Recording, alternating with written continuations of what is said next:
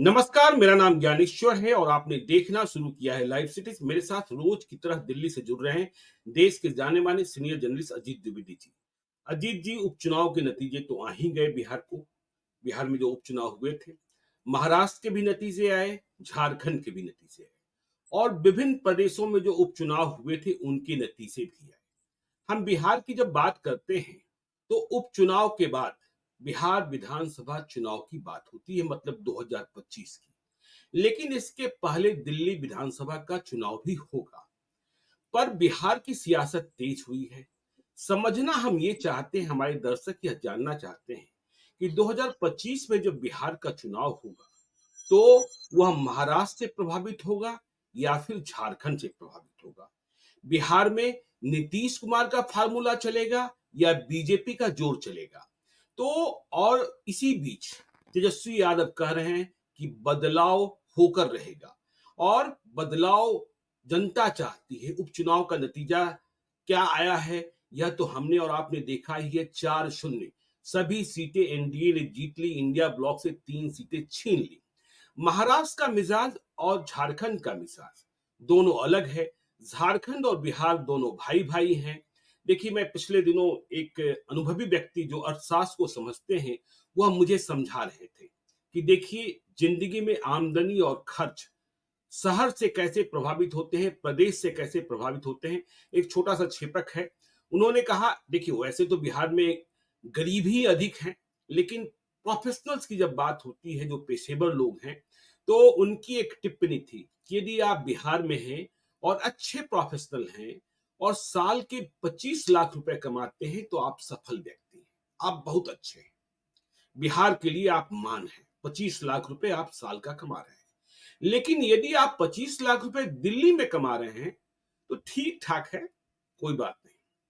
लेकिन यदि यही 25 लाख रुपए आप बेंगलोर में कमा रहे हैं, कर्नाटक में कमा रहे हैं, तो बेंगलोर में यह औसत है। कमाते ही हैं प्रोफेशनल वहां 25 लाख रुपए। लेकिन यदि आप मुंबई में 25 लाख रुपए कमा रहे हैं तो आप गरीब हैं। तो यह बताता है छेपक कि मिजाज और जिंदगी, लाइफ जो कहते हैं, किस तरीके से हम रहते हैं, किस तरीके से जीते हैं। तो इस संदर्भ में हम बिहार पर आते हैं। बिहार झारखंड से प्रभावित होगा, बिहार महाराष्ट्र से प्रभावित होगा।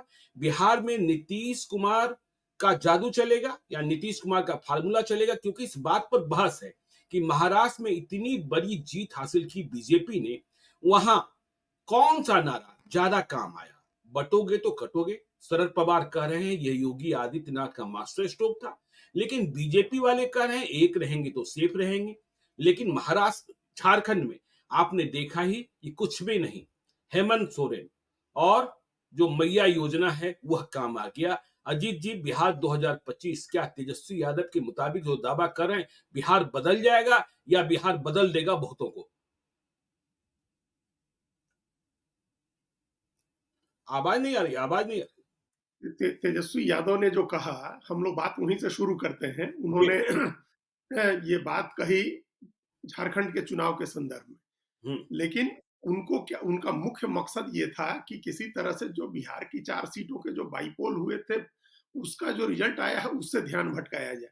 जी। उस पर चर्चा नहीं हो, बाई हम्म। इलेक्शंस पर चर्चा नहीं हो, उन 4 सीटों की चर्चा नहीं हो। तो जो 4 सीटें आरजेडी ने झारखंड में जीत ली हैं, या झारखंड में जो अलायंस जीत गया है जेएमएम, कांग्रेस और आरजेडी का, और उस अलायंस की जो सरकार बन रही है उस पर चले गए। तो बिल्कुल। वहां तो कोई बदलाव हुआ नहीं। हुँ। वहां तो सत्ता रह गई जैसे कि तैसे। जो हेमंत सोरेन मुख्यमंत्री थे, जेएमएम कांग्रेस आरजेडी अलायंस सत्ता में था, तो वो सत्ता में रह गया। वहां तो कोई बदलाव ही नहीं हुआ। बिल्कुल। महाराष्ट्र में भी यही हुआ कि एक जी। नाथ शिंदे मुख्यमंत्री थे, सत्ता थी बीजेपी शिवसेना एनसीपी की, तो सत्ता रह गई, बदलाव तो हुआ नहीं। जी। तो फिर किस तरह से कह रहे हैं तेजस्वी यादव कि बिहार में बदलाव होगा? हुँ। मान लीजिए कि हम लोग ये उसके पहले भी अगर हम लोग माने कि हरियाणा में चुनाव हुआ तो सत्ता रह गई, बीजेपी की सत्ता थी और लगातार तीसरी बार बीजेपी जीत गई। तो बिल्कुल। बदलाव तो हो नहीं रहा है। जो सरकार में है वो चुनाव जीत जा रहा है। हुँ। तो तेजस्वी यादव किस बदलाव की बात कर रहे हैं या कैसे बदलाव की बात कर रहे हैं? उनके पास क्या एजेंडा है? क्या और उनकी सोच है? उपचुनाव क्या में तो राजनीति है? उनको ही बदल दिया। उपचुनाव में आरजेडी के उम्मीदवारों को हराकर जनता ने उन्हें ही संदेशा दिया है कि आपके उम्मीदवार मुझे पसंद नहीं है। हाँ, तो उन्हीं की वहाँ बदलाव जो हुआ वो आरजेडी के एमएलए और जो माले के एमएलए थे उनको हरा दिया, उनकी सीटें भी लोगों जी, ने डाल दी एनडीए की झोली में, जो जी, जिसकी सरकार है वहाँ। तो एक तो जनरल ट्रेंड ये दिख रहा है, अभी पिछले कुछ समय से हम देख रहे हैं कि प्रो इनकम्बेंसी है। ऐसे बिहार में तो प्रो इनकम्बेंसी बरसों से चली आ रही है, प्रो बिल्कुल। इनकम्बेंसी ही रही। हम तो देख रहे हैं कि एक ही बार एंटी इनकम्बेंसी हुई, जी, 2005 में जब लालू यादव की सत्ता गई। हुँ, नहीं तो 90 में जो जीते लालू यादव, तो 95 में भी फिर वही जीत गए, 2000 में भी वही जीत गए। तो 2005 में सत्ता बदली, तो उसके बाद से हर चुनाव में हम प्रो इनकम्बेंसी देख रहे हैं। नीतीश कुमार के नाम पर हर बार लोग वोट दे रहे हैं, 2005 से लेके 10 में, 15 में, 20 में। तो वहां तो ऑलरेडी प्रो इनकम्बेंसी चल रही है, वहां तो एंटी इनकम्बेंसी हो ही नहीं रही है। जी, और एक ये ट्रेंड देश में अब शुरू हुआ है कि हुँ, हरियाणा में लगातार तीसरी बार बीजेपी आ गई, झारखंड में लगातार दूसरी बार हेमंत सोरेन आ गए, ये एक रिकॉर्ड ही है। हुँ, और महाराष्ट्र में भी लगातार दूसरी बार आ गई सरकार उनकी, एकनाथ शिंदे की, मतलब उन्हीं की सरकार लड़ी थी, अब मुख्यमंत्री जी, को दूसरा बन रहा है, लेकिन सत्ता आ गई उनकी। हुँ, तो ये एक प्रो इनकम्बेंसी का मामला है। तो आपने जो कहा नीतीश कुमार का मॉडल चलेगा, महाराष्ट्र का, गुजरात का, महाराष्ट्र का या झारखंड का, जी, अगेन वो मॉडल एक ही है, वही मॉडल है कि जो सरकार में है वो लोक कल्याण के काम कर रहा है, और जिसका एक दूसरा पहलू ये कि एक लोक कल्याण का काम है, एक मुफ्त की रेवड़ी बांटने का काम है। जी, तो लोक कल्याण के फैसले हो रहे हैं, जनता के व्यापक कल्याण के डिसीजन हो रहे हैं, या फिर कुछ मुफ्त की रेवड़ी बांटी जा रही है, कैश हुँ, ट्रांसफर किए जा रहे हैं अकाउंट्स में, कुछ और घोषणाएं हो रही हैं, कुछ वस्तुएं, कुछ सेवाएं मुफ्त में दी जा रही है, लोग चुनाव जीत जा रहे हैं। हुँ, तो इस लेकिन नीतीश मॉडल कुमार में भी, इससे इतर हैं, नीतीश कुमार मुफ्त की रेवड़ी नहीं बाँटते हैं। हाँ, नीतीश कुमार अभी तक मुफ्त की रेवड़ी नहीं बाँट रहे हैं, लेकिन जी, जो जो भारत सरकार की योजनाएँ हैं, जैसे किसान जी, सम्मान निधि है, तो किसान हुँ, सम्मान निधि का पैसा तो लोगों के खाते में आ ही रहा है। 5 बिल्कुल, किलो अनाज है, तो 5 किलो अनाज तो खाते में आ ही रहा है। जी, और अब क्या होगा आगे, ये हम लोग अब चूँकि 20 साल हो गए हैं नीतीश कुमार के भी, हुँ, और एक जनरल माना जाता है, ट्रेंड होता है कि 25वाँ साल जीतना बड़ा मुश्किल होता है। लगातार 20 साल जब आप जीतते हैं, तो 5वाँ चुनाव फिर वो जीतने में मुश्किल आती है। खैर जी, वो मुश्किलें पता नहीं क्या होंगी, वो आगे आएँगी, हम लोग देखेंगे। लेकिन ये संभव है कि जिस फ़ॉर्मूले से हरियाणा में बीजेपी जीती, जिस फ़ॉर्मूले से हेमंत सोरेन झारखंड में जीते, जिस फ़ॉर्मूले से एकनाथ शिंदे जीते, वो फ़ॉर्मूला एटलीस्ट लोक कल्याणकारी योजनाओं का, मुफ्त की रेवड़ी का बिहार में भी आज़माया जा सकता है। मतलब अच्छा इससे मुफ्त कोई की बड़े रेवड़ी बिहार में बढ़ सकती है, ये आप अनुमान बढ़ लगा रहे सकती हैं। है। जी, हाँ, हम अनुमान लगा रहे हैं, और हमारी सूचना भी है, जो शीर्ष लोग हैं उनसे बातचीत पर ये सूचना है कि जी, इस बार के बजट में मुफ्त की रेवड़ी की घोषणा होगी, बड़ी घोषणाएँ हो सकती हैं बिहार में भी। बिल्कुल, और हुँ, ये अब रेवेन्यू नहीं है बिहार के पास। हुँ, हालाँकि रेवेन्यू तो झारखंड के पास भी नहीं है। और जी, महाराष्ट्र जो सबसे अमीर देश है बिहार का, अमीर प्रदेश है। प्रदेश है, जहाँ सबसे ज़्यादा लोग रेवेन्यू देते हैं, जहाँ सबसे ज़्यादा टैक्स कलेक्शन होता है, जहाँ सबसे ज़्यादा जीएसटी का कलेक्शन होता है, वहाँ भी जो सरकार का राजकोषीय घाटा है, वो 2,70,000 करोड़ रुपए का है। बिहार का जी, जितने का बजट है, उतना का राजकोषीय घाटा है, जो हुँ, वहाँ महाराष्ट्र सरकार का। और हुँ, अभी वहाँ जब ये मुफ्त में ये जो योजना शुरू हुई कि लाडली बहना योजना के तर्ज पर जो वहाँ लड़की बहन योजना शुरू हुई और 1,500 रुपया देने की बात आई, तो नितिन गडकरी जैसे मंत्री ने कहा था कि इसका कितना बड़ा बोझ होगा, आप कल्पना नहीं कर सकते हैं, 46,000 करोड़ रुपए हर साल देंगे, और बाकी जी, योजनाओं की सब्सिडी का क्या होगा वो कोई नहीं कह सकता है। हुँ, तो ये महाराष्ट्र का भी संकट है, रेवेन्यू का संकट तो बिहार के सामने है, तो कोई दिक्कत नहीं, कोई ऐसा नया संकट नहीं है। हुँ, लेकिन अगर कोई रेवेन्यू का सोर्स नहीं खोजते हैं, तो वो उस पर सवाल उठेगा। फिर भी ये मान सकते हैं, हमको ये जानकारी भी है, और एक चुनाव का जो ट्रेंड हम लोग हरियाणा, झारखंड और महाराष्ट्र में देखे हैं ज्ञानेश्वर जी, तो एक फॉर्मूला तो आएगा। नीतीश कुमार की अपनी छवि, सुशासन, न्याय के साथ विकास, लोक कल्याणकारी योजनाएं, जी, उसके साथ साथ मुफ्त की रेवड़ी की योजना बिहार में भी आएगी। इस बार के बजट के बाद वो घोषणा हो जाएगी, मार्च में घोषणा होगी, और आप मान के चलिए कि जून जुलाई से अगस्त से लोगों के खाते में पैसे जाने शुरू हो जाएंगे। बिल्कुल, वो बजट की घोषणा में ही कहा जाएगा कि ये इसको अगस्त से शुरू करेंगे, नवंबर में चुनाव होने हैं। तो तो ये योजना आएगी। एक तो ये हमको लग रहा है। तो जी, इसका क्या काउंटर करेंगे तेजस्वी यादव? जब बदलाव हुँ, की वो बात कर रहे हैं, तो जो सरकार में है उसके हाथ में तो इतनी सारी चीजें हैं हुँ, कि वो व्यक्तिगत लाभ भी लोगों को दे सकता है, वो कम्युनिटी को लाभ दे सकता है, वो ओवरऑल जनता के लिए कोई ऐसी योजना शुरू कर सकता है जिसमें लोगों को कैश मिले और दूसरी चीजें मिलने लगे, दूसरी बिल्कुल, वस्तुएं और दूसरी सेवाएं मिलने लगे। तो उसका क्या जवाब है आपके पास? हुँ, तो तेजस्वी यादव अगर बदलाव की बात कह रहे हैं कि बिहार में बदलाव होगा, तो उसकी अभी कोई संभावना हमको इसलिए अभी के मौजूदा हालात में नहीं दिख रही है। वो इसलिए भी नहीं दिख रही है क्योंकि तेजस्वी यादव के पास कोई नैरेटिव नहीं है, कोई ऐसा संगठन का काम नहीं है, और बदलाव की दिशा में बढ़ने की उनकी उनका कोई लक्षण भी अभी नहीं दिख रहा है लक्षण कि भी नहीं जब दिख रहा है। सबसे बड़ी बात तो यही है कि खुद को आरजेडी नहीं बदल पा रहा है, तो फिर बिहार कैसे बदलेगा और सत्ता की चाबी कैसे तेजस्वी यादव के पास आएगी? केवल पीताम्बरा पीठ पहुँच जाने से जो राज सत्ता की देवी हैं, वहाँ से सत्ता मिल जानी होती तो पता नहीं क्या-क्या हो जाता। अब वहाँ भी पहुँचे हैं, ठीक है, चुनाव के समय तेजस्वी यादव और लालू यादव के भाषण दूसरे हो जाते हैं, लेकिन माँ पीताम्बरा देवी जहाँ देखिए बगलामुखी विराजमान हैं और कहा जाता है कि दुश्मनों का नाश कर देती है। नेहरू भी गए, इंदिरा भी गए, राजीव भी गए, अमित शाह तो लगातार ही जाते रहते हैं, तो वहां भी दर्शन करके आए हैं। उपचुनाव में मिली हार के तुरंत बाद तेजस्वी यादव और लालू यादव।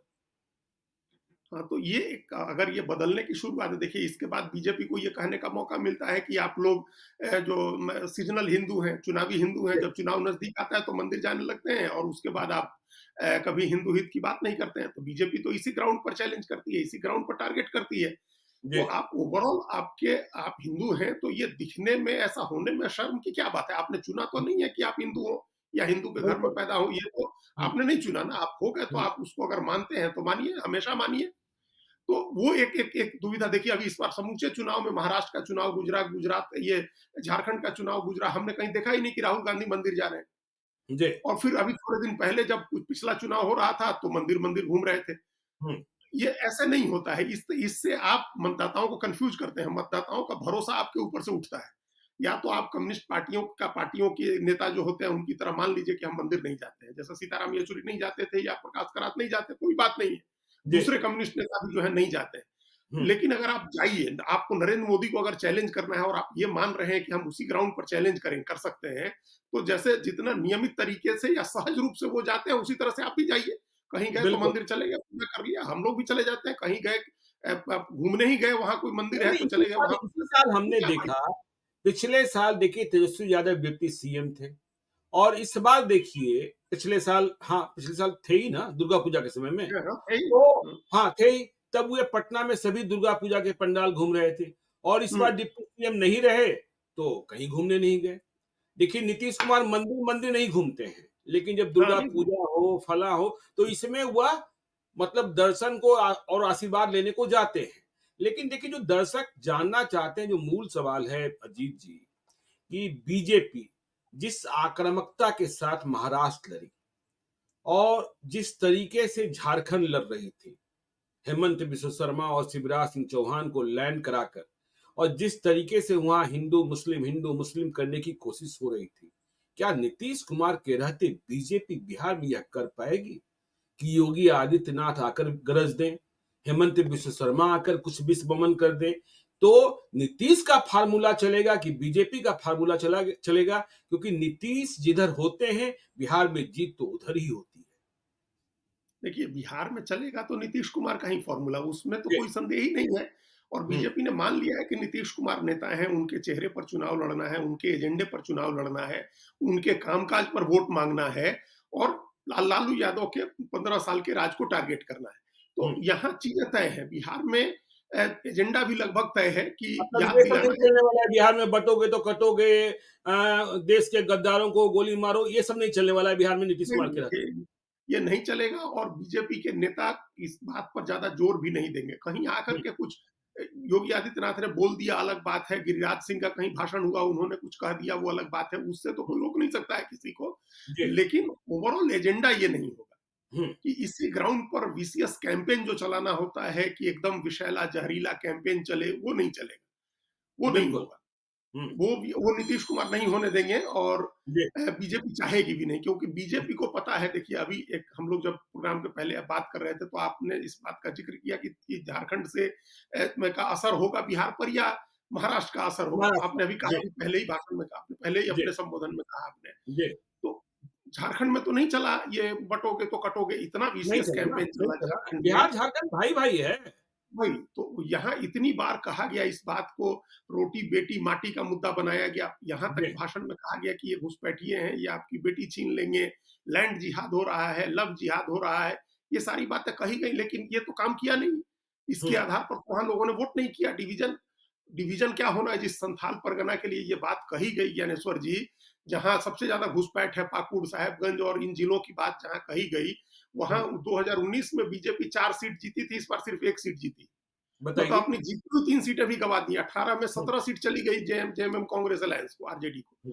तो ये तो वहाँ उल्टा नुकसान कर गया आपका नारा। जहाँ के लिए आपने नारा दिया संथाल परगना के लिए ये नारा था, वहाँ आपको उल्टा पड़ गया, आप जीती हुई 3 सीटें हार गए।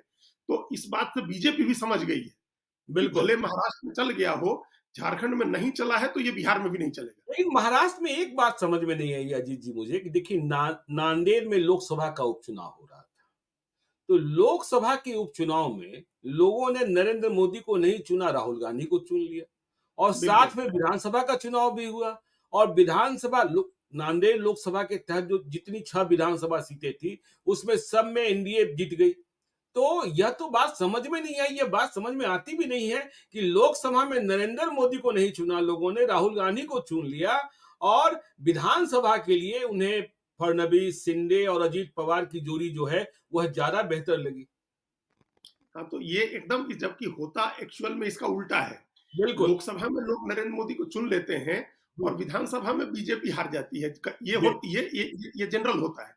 हुँ, ऐसा नहीं होता है कहीं कि लोकसभा में हार जाए बीजेपी और विधानसभा में जीत जाए। हुँ, ये बहुत रेयर फिनोमेनन था जो जिस पर कांग्रेस पार्टी बड़ी गंभीरता से चिंतन कर रही है नांदेड़ को लेकर के हुँ, कि 1,60,000 वोट कहाँ चले गए जो लोकसभा में लोगों ने कांग्रेस को दिए, वो जी, 1,60,000 वोट विधानसभा में चले गए बीजेपी को। बिल्कुल। ये 6 सीटें हैं और सभी हुँ, 6 सीट कांग्रेस हार गई। जी, सारी 6 सीटें हार गई और एक ही बार गया होगा, एक बार बूथ में मतदाता गया, 2 हुँ, ईवीएम अगल-बगल में रखे हुए हैं और 1/4 ऐसा जो रिजल्ट आया उसके हिसाब से 1/4 लोगों ने 25% लोगों ने लोकसभा में ईवीएम पर बटन दबाया कांग्रेस का और विधानसभा में ईवीएम पर बटन दबाया बीजेपी का। ये भी आश्चर्य की बात है। ये बहुत आश्चर्य की बात है, बहुत हैरान करने वाली बात है और इसको लेकर के कांग्रेस बहुत एप्रीहेंसिव है। कांग्रेस इसका दूसरा मीनिंग निकाल रही है। कांग्रेस कह रही है कि इसका मतलब कुछ छेड़छाड़ हुआ है, ये नॉर्मल कोर्स में नहीं हो सकता है। जी, क्योंकि कोई राजनीतिक समझ जिसको है, उसको भी ये समझ नहीं आता है। उसको जैसे हम ही अगर समझना चाहें, दिल्ली में सातों लोकसभा बीजेपी जीत जाती है, नरेंद्र मोदी के जी, नाम पर लोग वोट देते हैं और हुँ, विधानसभा में सारी सीटें लोग हरा देते हैं बीजेपी को। ये बिल्कुल, नहीं होता है कि लोकसभा में बीजेपी को हरा रहे हैं, विधानसभा जिता रहे हैं। जी, लोकसभा हमेशा बीजेपी को जिताते हैं क्योंकि नरेंद्र मोदी ज्यादा पॉपुलर चेहरा है, ज्यादा बड़ा चेहरा है, उनको लोग हुँ, वोट करते हैं। और विधानसभा में जो लोकल लीडरशिप है बीजेपी के, उसकी नाराजगी रहती है तो किसी और को चुन देते हैं लोग। महाराष्ट्र में इसका उल्टा हो गया है। वहां लोकसभा चुनाव हरा दिया है लोगों ने बीजेपी को और उससे हाँ, एक और दिलचस्प चीज हुई कि जी, रिजल्ट के बाद जब प्रधानमंत्री पहुंचे भाषण देने, अपना स्वागत हुआ जब उनका पार्टी कार्यालय में पहुंचे शाम में, शनिवार की शाम को, तो जी, प्रधानमंत्री ने भाषण दिया उसमें और उन्होंने कहा कि सबकी जीत की बधाई दी महाराष्ट्र की और उपचुनाव की और उसके हुँ, बाद उन्होंने कहा कि भाजपा की लोकसभा की भी एक सीट बढ़ने जा रही है। प्रधानमंत्री ने बताइए। बात मन से कही कि हम जी, नांदेड़ से भी जीत रहे हैं हुँ, और उस समय आखिरी राउंड की गिनती शुरू हुई थी और आखिरी राउंड में 45,000 वोट से बीजेपी का कैंडिडेट आगे था। अच्छा तो बताइए। हाँ, प्रधानमंत्री 45,000 वोट से और हुँ, प्रधानमंत्री ने कह दिया कि हमारी लोकसभा की भी एक सीट बढ़ रही है और हुँ, प्रधानमंत्री ये कह के उतरे और हार गए सीट। सोचिए, वो सोचिए। आखिरी राउंड की गिनती में ज्ञानेश्वर जी कांग्रेस के कैंडिडेट ने 45,000 की लीड उतारी और उसके हुँ, बाद 1,500 वोट से जीता। ये बहुत रेयर होता है, मतलब तभी प्रधानमंत्री कह गए।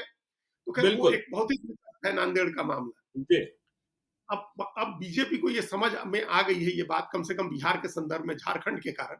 बाकी हुँ, सब जगह वो लोग आजमाएंगे अपना, जो हुई उनका नारा होगा सो आजमाएंगे। उत्तर प्रदेश में तो आजमाया ही जाएगा, हो सकता है कि दिल्ली के चुनाव में भी आजमाया जाए, लेकिन बिहार में ये नारा बटोगे तो कटोगे या एक रहेंगे सेफ रहेंगे, वो कहने में दिक्कत नहीं है। एक रहेंगे जी, तो सेफ रहेंगे, ये प्रधानमंत्री का नारा है और ये है, ये भी उसी तरह का नारा, लेकिन ये कहा जाएगा।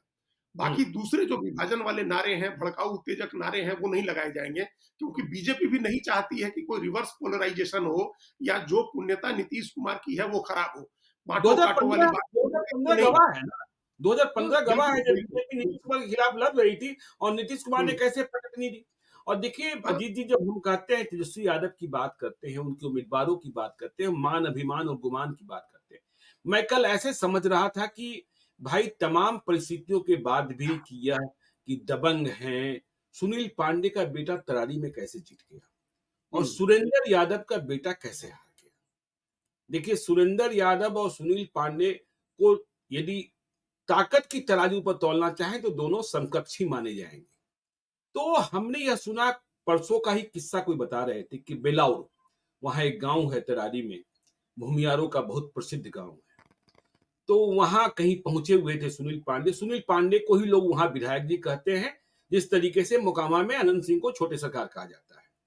तो सुनील पांडे जहां थे, वहां 50-60 लोग और बिल्कुल जमीन पर लेटे हुए, वहीं लिट्टी चोखा बन रहा है, चिमचिम्मी वाला गिलास है, उसमें अरबपति भी हैं और खाकपति भी हैं।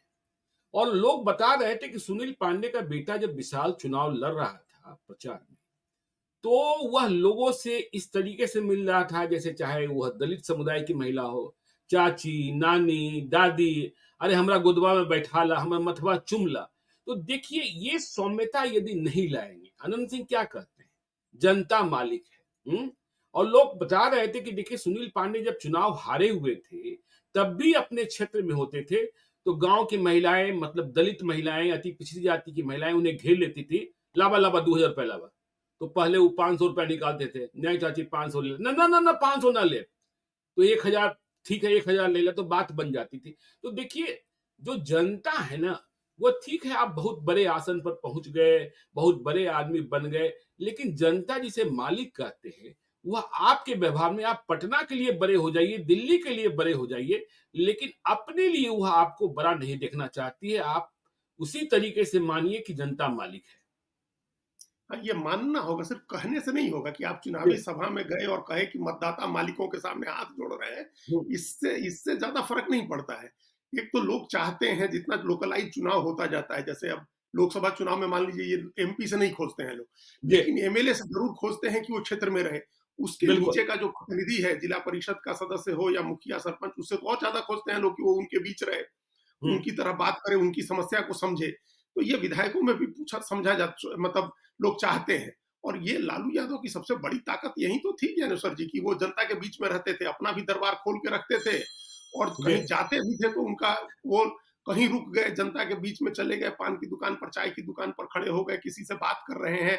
और हम बार-बार कहते हैं कि कोई गाँव ऐसा नहीं होगा जहाँ एक दुकान पर खड़े हों और उस गाँव के 10 आदमी का नाम लालू यादव नहीं जानते, नहीं, वो नाम ले देते थे मैंने लोग। तो ऐसे कई मौके देखे हैं अजीत जी। देखिए, लालू यादव बेमिसाल हैं कि यदि अजीत जी नाराज़ हैं और वो पहुँचे मोतिहारी, तो कहेंगे अच्छा अजीत के फ़ोन लगावा तो, हाँ? हाँ। अजीत जी नाराज़ हैं। अब फ़ोन आ गया तो बात तो का हो अजीत? तोहार शहर में आइल बानी, कद्दू के सब्जी या भिंडी के भुजिया ना खिलावा का? रोटी ना बनावा का? आपका जितना गिलास सिकवा होगा, और लालू यादव पहुँच गए। तो ये उनकी सबसे बड़ी ताकत थी। इस ताकत के जी, दम पर लालू यादव भी 20 साल राज करते रहे। 1990 से लेकर के और 2009 तक वो भी केंद्र में मंत्री रहे। लगातार उनके पास रही, साथ उनकी सत्ता रही, वो मजबूत रहे वो। बिल्कुल। तो और उसके बाद भी 2 बार चुनाव जीते। नीतीश कुमार के साथ जब गए तो फिर वो पिछड़ों के मसीहा हैं। जब हुँ, दोनों साथ हो गए तो फिर क्या कहने की बात थी। हुँ, तो वो उसका उस गुण का 10% भी तो ले आना चाहिए। नई पीढ़ी में वो गुण नहीं होते हैं जनरली।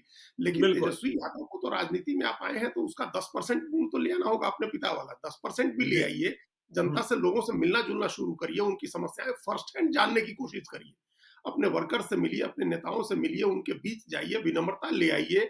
ये जो ये ब भई आप उस अहंकार में जिसमें रहते हैं, उसमें आप बात करिए ना लालू जब राहुल गांधी से डील करिए या दूसरे किसी से आप सहयोगी पार्टनर से डील कर रहे हैं, आप उस तरह से बात करिए, वो एरोगेंस रखिए जब आप लंदन जाइए, इटली जाइए और दुबई जाइए तो। कांग्रेस कांग्रेस जनता के बीच में 99 क्या पर करें?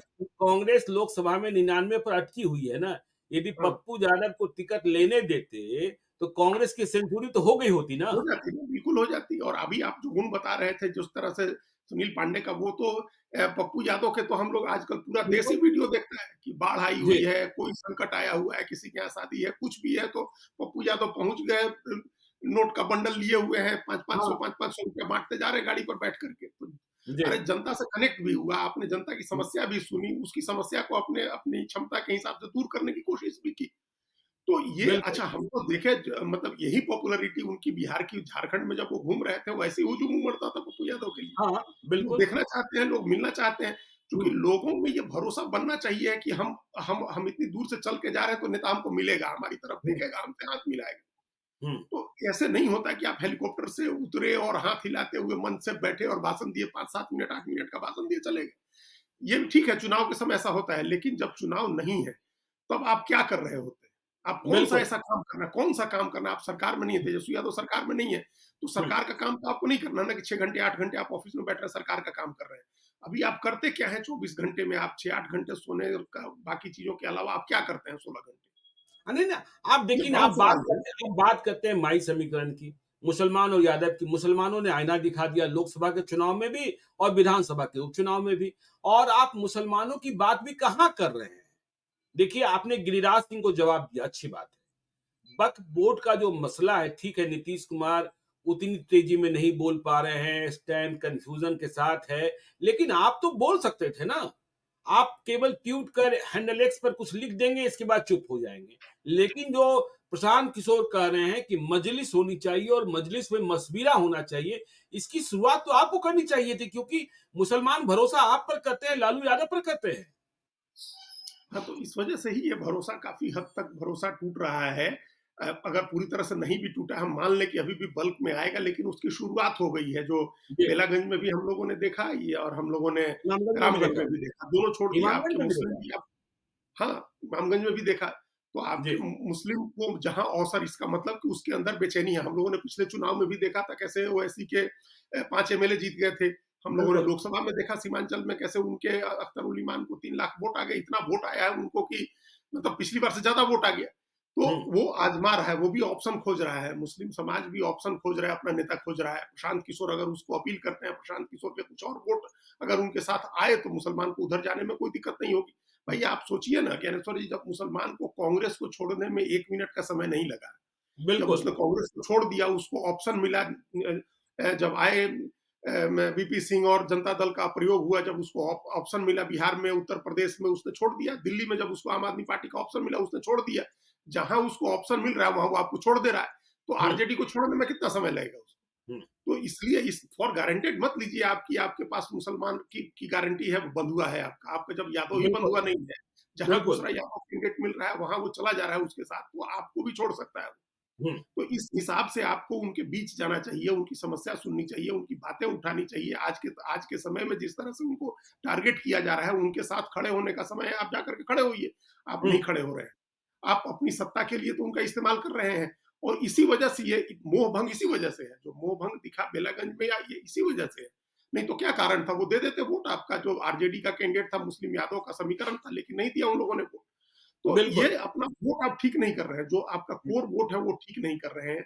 उसमें जो नया वोट जोड़ना है, उसमें आप मुकेश सहनी के साथ तो घूमे, लेकिन और ए टू जेड के लिए आपने क्या किया ये आपका नहीं दिख रहा है नहीं, कि आप उसके लिए कोई प्रयास कर रहे हैं, कल कोई उन्होंने बड़े कहा बूथ कि हैं। देखिए, कल उन्होंने कहा कि हम ए टू जेड भी रहेंगे, माई-बाप भी रहेंगे, लेकिन उपचुनाव के नतीजे सबसे बड़ा इस बात का संदेशा दे रहे हैं कि जो उनकी पार्टी के टोप और गोप बने हुए हैं, क्या जनता उन्हें अब बर्दाश्त करने के लिए तैयार है? और यदि जनता बर्दाश्त करने के लिए तैयार नहीं है, तो पुनर्विचार याचिका पर सुनवाई तो करनी ही होगी जनता के लिए। देखिए, ये आपने बहुत अच्छी बात कही ज्ञानेश्वर जी। 2 बड़े पुरोधा जो है, जी। इतने बड़े पुरोधा, जब मतलब 2010 में जहाँ नहीं जीत सके थे नीतीश हाँ। कुमार सुरेंद्र यादव के गढ़ में, वहाँ सुरेंद्र यादव भी हार गए और जी। जगदानंद सिंह का बेटा हारा क्या तीसरे नंबर पर चला गया। तो हुँ। ये तो 2 बड़े बड़े छत्रप है ना, बड़े पिलर हैं आरजेडी के, इनके बिल्कुल, कंधे पर बिल्कुल। पार्टी टिकी हुई है और दोनों को झटका दिया जनता ने।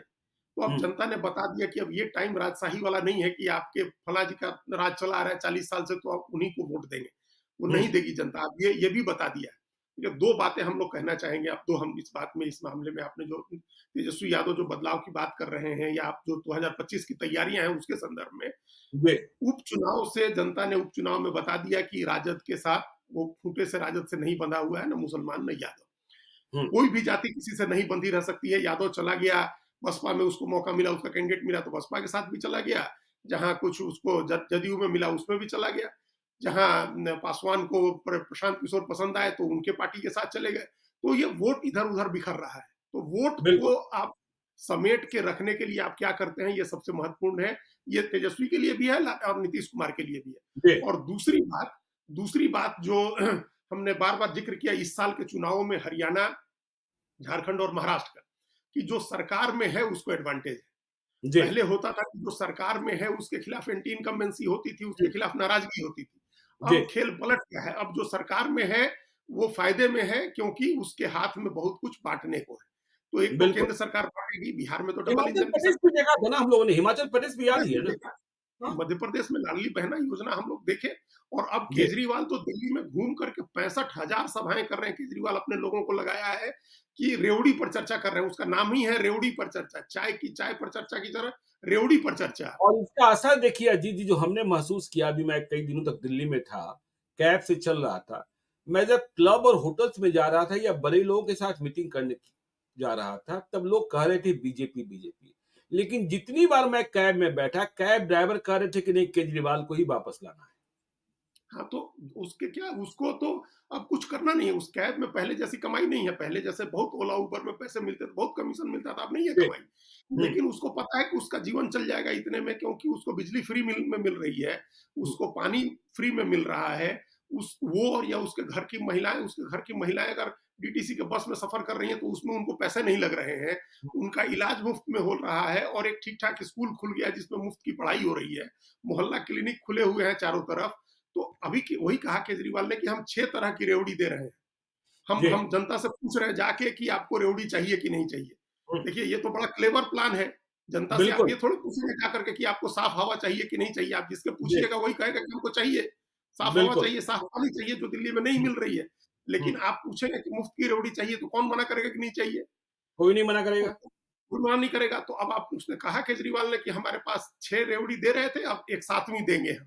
जो एक और जल्दी बताइए। ही घोषणा होने जा रही है, जो हुँ, ₹1000 महिलाओं को देने की योजना है, वो शुरू होने जा रही है। तो ये सरकार के हाथ में रहता है। इसी दम पर बिल्कुल, केजरीवाल हो सकता है चुनाव जीत जाएँ। मध्य प्रदेश में लाडली बहना ने जिता दिया, लड़की बहन योजना ने महाराष्ट्र में जिता दिया, मैया सम्मान योजना ने झारखंड में जिता दिया। तो ऐसी कोई योजना अगर बिहार में शुरू कर दे जो सरकार है जेडीयू बीजेपी की, तो उसका जी, क्या काट है? उसका कोई काट नहीं है।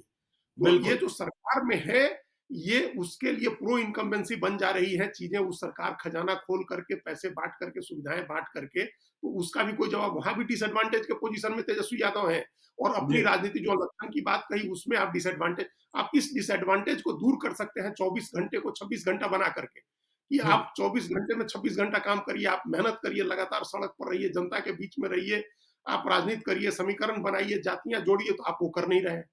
तो आप बिल्कुल। उसमें भी डिसएडवांटेज में है, इसमें भी डिसएडवांटेज में है, तो कैसे आप बदल दीजिएगा सत्ता को? चलिए, तो देखिए बड़ी चुनौती है तेजस्वी यादव के सामने और देखिए तेजस्वी यादव के वोट बैंक में टूट-फूट हो रहा है, कैसे बचाएँगे ये उन्हें देखना है।